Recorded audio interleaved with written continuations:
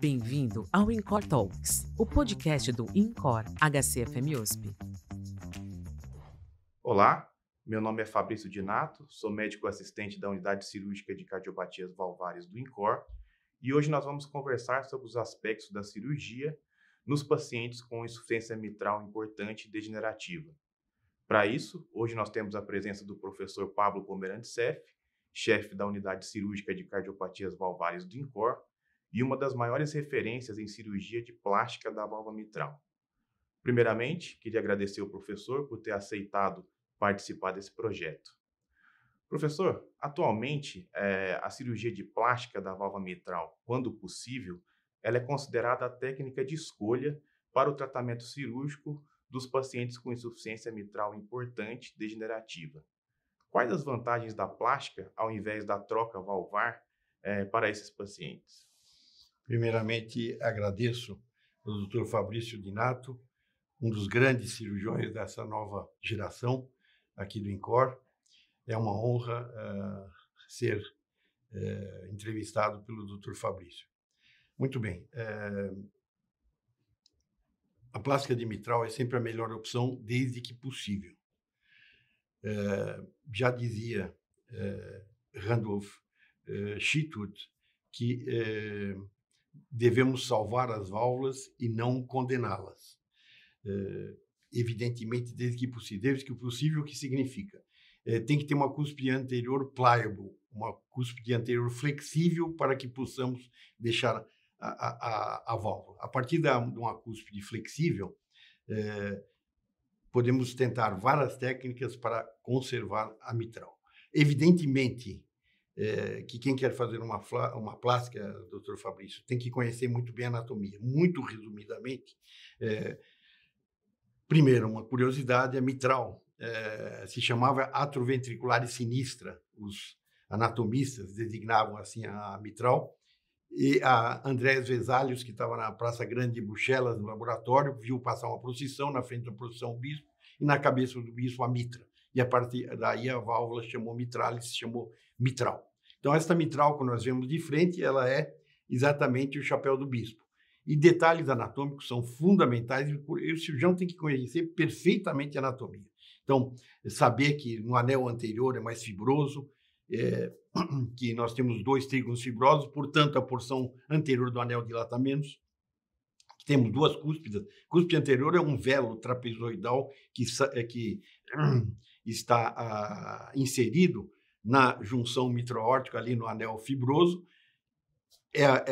A maior cúspide em superfície, porém ocupa em torno de 35% a 40% do espaço do anel mitral, e o posterior, cúspide posterior, ocupa 65% a 70%. Na posterior temos 3 gomos ou lobos, e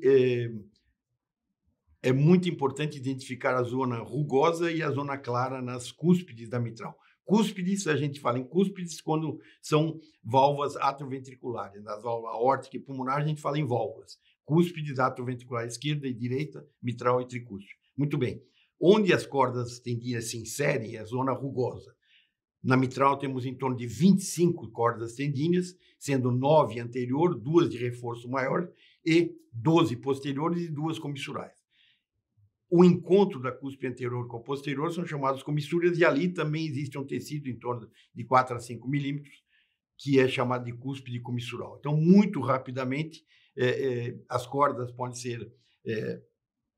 existem várias classificações das cordas tendíneas, de primeira ordem, segunda ordem, classificação de Tandler, de Land, de Ranagatan, mas, enfim, importante é saber que são como os galhos de árvores que se subdividem até 3, 4 vezes.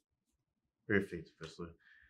Frente a esses comentários, quais as características anatômicas relacionam-se à maior probabilidade de nós conseguirmos realizar uma plástica mitral bem-sucedida? Então, como eu já expliquei a anatomia, é exatamente isso. Quando nós temos uma cúspide anterior pliable, em inglês flexível, podemos pensar em plástica de mitral. A cúspide posterior é uma cúspide mais de apoio, mas é fundamental para conseguirmos uma boa plástica, nós conseguirmos uma coaptação.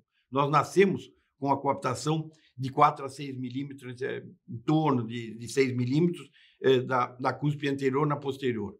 Se nós conseguirmos uma boa cooptação ao final da plástica, o resultado desta plástica será bom. Professor, o senhor poderia dizer para nós qual a experiência do Instituto do Coração do INCOR nesse tipo de cirurgia? O INCOR tem feito em torno de 70 a 100 plásticas mitrais por ano. Freiter, num editorial, ele ensina que, no mínimo, o serviço deve fazer 50 por ano para ser considerado um serviço que possa difundir técnicas de plástica de mitral. Portanto, nós estamos numa instituição que, sem dúvida nenhuma, pode ensinar os outros a fazer plástica. Todos os grupos têm feito plástica, evidentemente o grupo de válvula tem feito plástica, o doutor Fabrício Dinato tem feito plásticas que têm ficado muito boas, enfim, todo grupo faz plásticas e salientar que a melhor indicação para a plástica é a degeneração mixomatosa, é o prolapso, dito prolapso da válvula mitral. Existem em torno a incidência de prolapso de mais ou menos 180 milhões de pessoas que têm prolapso no mundo. Isso gira em torno de 6 a 8% de incidência de prolapso, sendo que destes, mais ou menos 30 a 50%, dependendo do local, vão evoluir para a insuficiência mitral. Portanto, são muitos pacientes que apresentam insuficiência mitral e podem ser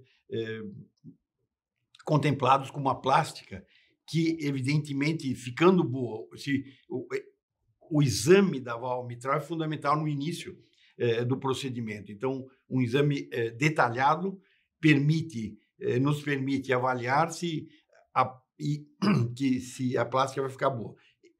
O importante é que os pacientes saibam que, principalmente, o acometimento é na posterior. Quando o acometimento é da posterior, e principalmente a MP2, mas quando o acometimento é da posterior exclusivamente, temos uma chance para quem faz plástica de 85% a 95% de chance de plastia, com bom resultado.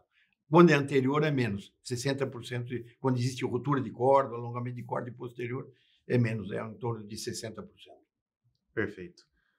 Professor, mais recentemente, devido a esses bons resultados, a baixa mortalidade da cirurgia e os bons resultados ao longo prazo da plástica mitral, essa cirurgia tem sido considerada para pacientes com insuficiência mitral degenerativa assintomáticos e com função ventricular preservada.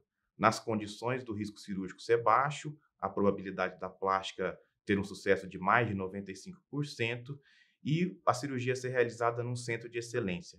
Qual a visão do senhor a respeito dessa indicação mais precoce do procedimento? Caro Fabrício, existem vários trabalhos na literatura, destaco o de Henrique Sarano, que salientam que a insuficiência mitral, quando é importante, não é tão inocente assim. Ocorre morte súbita, arritmia. Então, eu operei vários pacientes que falavam que não sentiam nada. Depois de operado, voltando uns 2, 3 meses depois, eu falava que não sentia nada, mas eu me restringia. Eu deixava de fazer muita coisa para evitar de ter sintoma. Na realidade, eu falava que não sentia nada, mas hoje a minha qualidade de vida é muito melhor.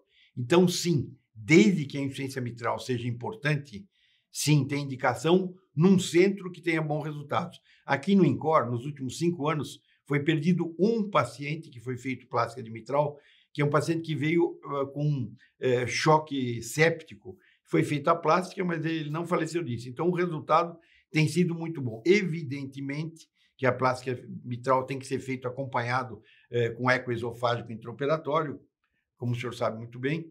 Então, fazendo isso, mas existem testes intraoperatórios, com injeção de soro fisiológico, com uma seringa, através depois de feita a plástica mitral, preenchendo o ventrículo esquerdo e constatando ausência de refluxo já no momento intraoperatório com o coração parado. Existem também existem comprovações muito fáceis, como passar azul de metileno no lábio da válvula e depois, retirando o soro do ventrículo esquerdo, abrindo a mitral, nós conseguimos facilmente ver a zona de coaptação que ficou depois da plástica. Tá ótimo. Finalizando então, professor, Muito obrigado pelas suas importantes considerações e ensinamentos. Até a próxima, pessoal. Muito obrigado, doutor Fabrício. Uma honra ter sido entrevistado pelo senhor. Muito obrigado. Você ouviu o podcast InCor Talks, o podcast do InCor HCFM USP.